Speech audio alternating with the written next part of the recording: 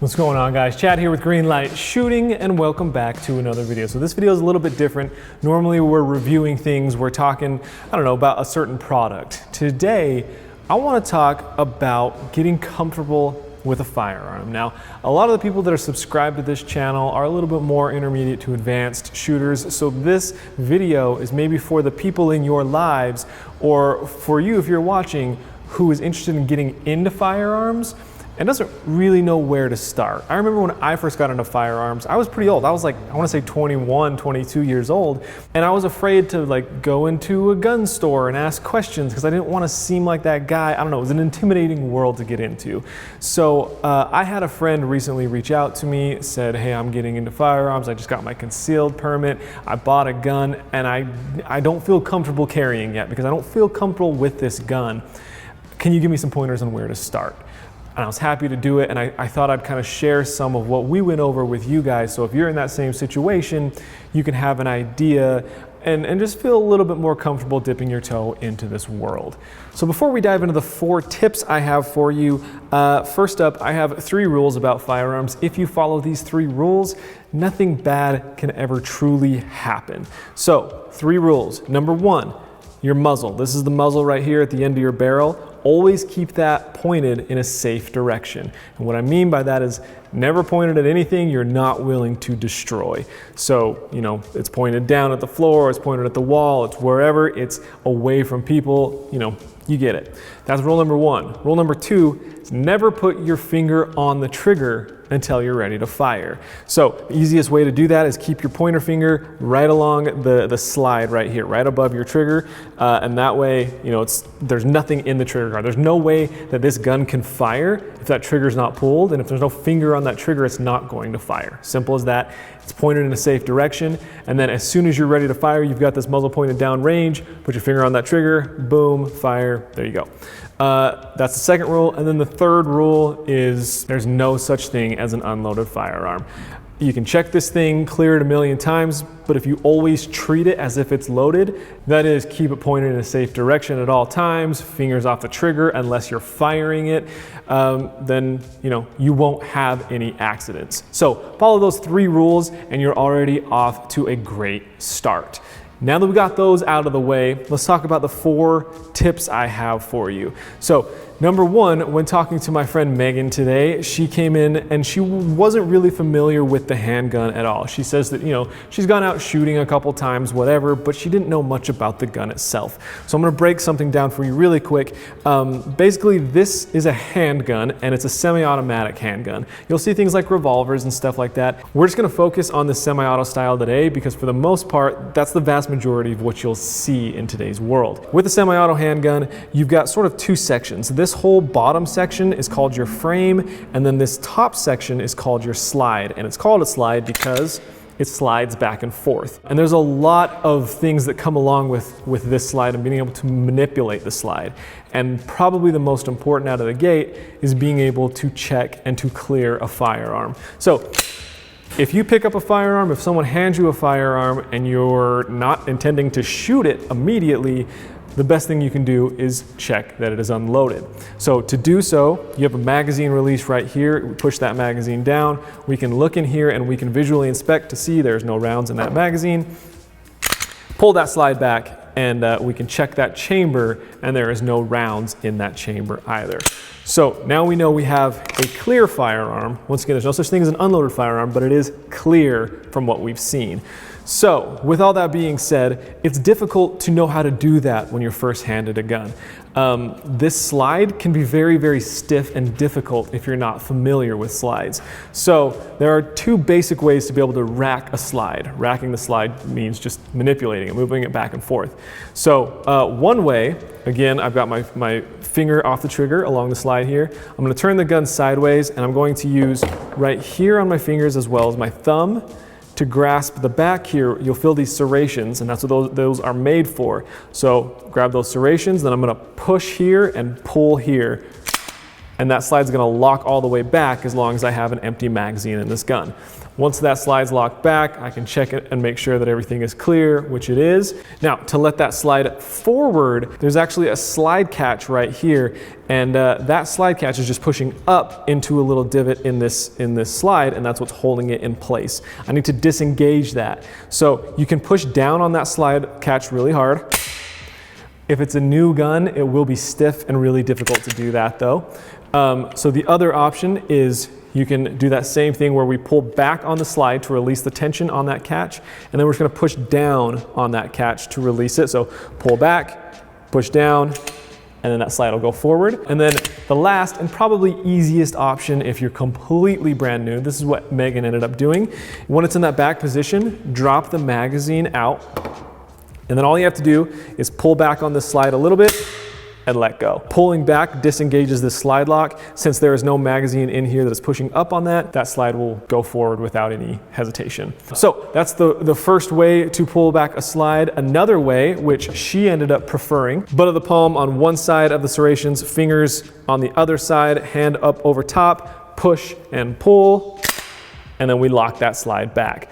Then we can visually inspect empty mag, empty chamber, we are clear, and then you can let that slide forward using any of the aforementioned options. So for her, it was drop that magazine out, same hand position, pull back, and let go. So that is two simple ways to manipulate the slide.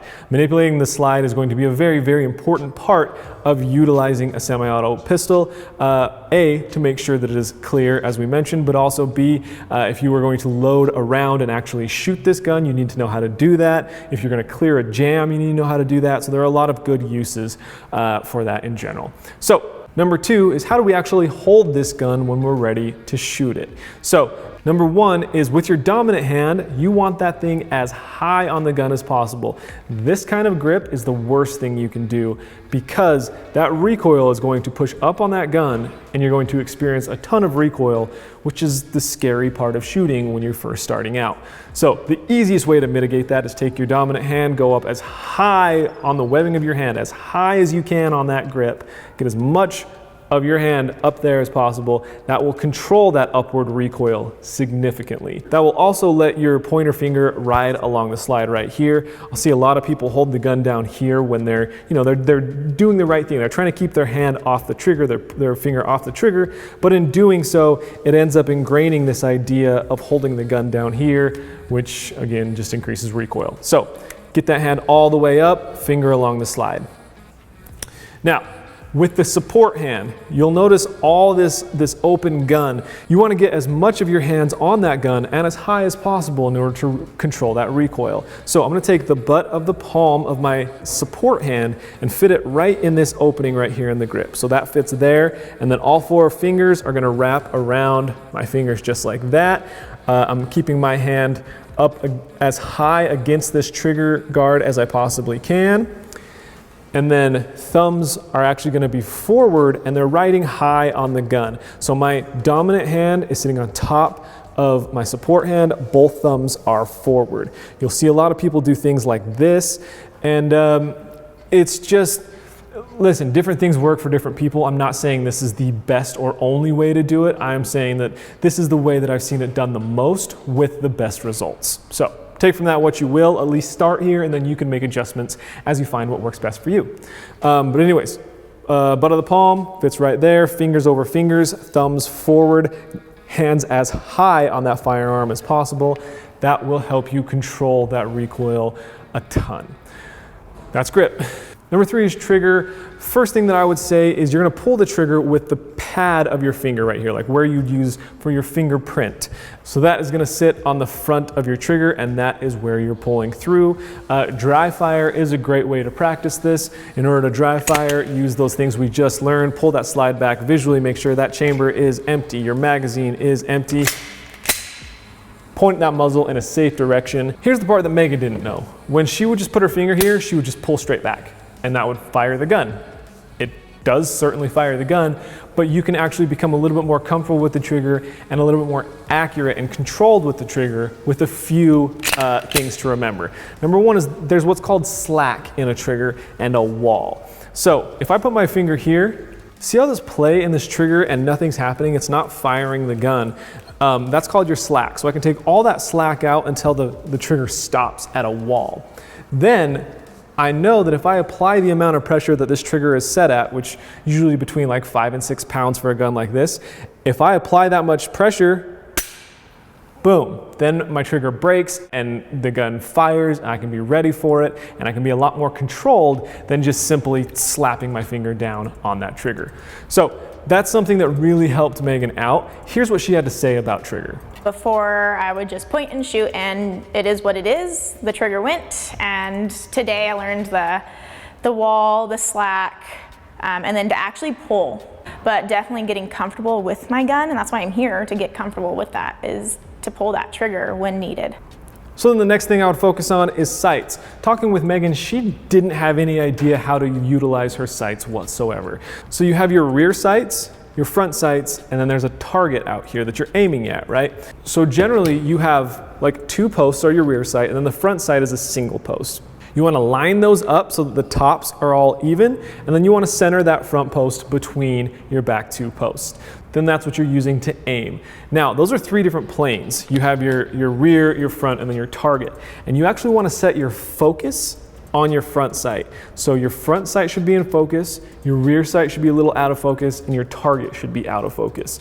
You're actually focusing on this front sight only. Cover your target with that front sight, and then pull the trigger with the disciplines we just talked about. That's gonna give you a really good starting point on actually using these sights and how to aim. Last but not least is just stance. There are a bunch of different schools of thought. Do your own research, but an easy way to start here is to get your feet about shoulder width apart, get a little bit of a bend in the knees, just kind of an athletic posture.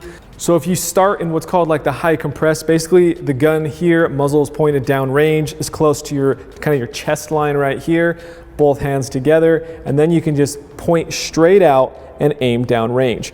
So then when you press your arms out, you don't want to go to a full lockout. Give yourself a little bit of room, and your arms can kind of act like shock absorbers at that point. So give yourself kind of maybe 90% to locked out.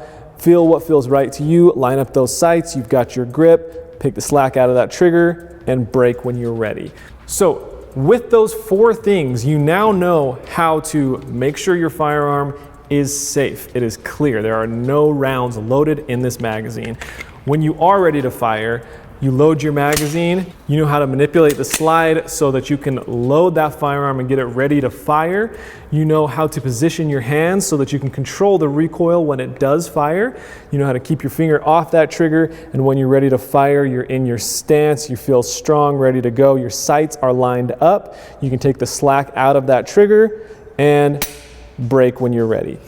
Once you're done firing, you know that you can check to make sure your firearm is clear and safe. You can drop that magazine, you can pull that slide back, you can push up and manually catch this slide in its rear position so it locks up. You can visually check your chamber to make sure that you're clear, check your magazine, and you know right now you have a clear firearm. So those are just a couple tips on how to get familiar with your firearm. I would recommend dry firing this way. Always make sure that you're following those 3 safety tips. Make sure that you are clearing your firearm when you're not intending to actually shoot. And one of the best ways to train is with Strikeman, which is a laser dry fire system. It allows you to practice all of these things without having to spend money on ammo, without being scared of the recoil. It allows you to sort of get your fundamentals down so that when you do go to a live fire range, you can make better use of your time and money spent there. Megan and I had a great time talking about it. Here's kind of her thoughts on the Strikeman system, how she used it, and then a little bit more of her insights into what it was like shooting and learning today. Find a way to keep practicing, because I feel like for me personally, if I do it every week, I'm gonna feel comfortable in it. If I don't do it for another month or so, I'm gonna forget everything I learned. I definitely think what's next is I wanna pick up a Strikeman just because that helps with practice, drawing and pointing and shooting. Once Kennedy, my daughter, she goes to bed, I'll probably go out to the garage and just practice. Like I was thinking, if I was in this situation and I had my daughter, or I was with somebody and I had that diaper bag, like I kind of was fumbling a little bit at first because it's kind of nerve-wracking. Like I was actually trying to put myself in that situation. So for me, it's nerve-wracking and I was fumbling it. And like I was like, okay, like overthinking.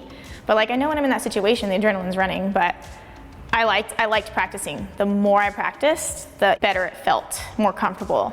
I want to carry when I feel I'm able to know my gun well enough and know what to do in that situation. So that's all I've got for you guys. I know it's sort of a longer, a little bit more in-depth, different video, but if you're someone who's an advanced shooter, maybe share this video with someone who might, get some use out of it. If you are a newer shooter, leave a comment down below with any questions you have. The community here is great. We can help you out as much as possible. I hope you found this video useful. If you did, hit that thumbs up button. Yeah, welcome to the community. Subscribe if you are down for the ride, and I will catch you guys next time on Greenlight Shooting. Peace out.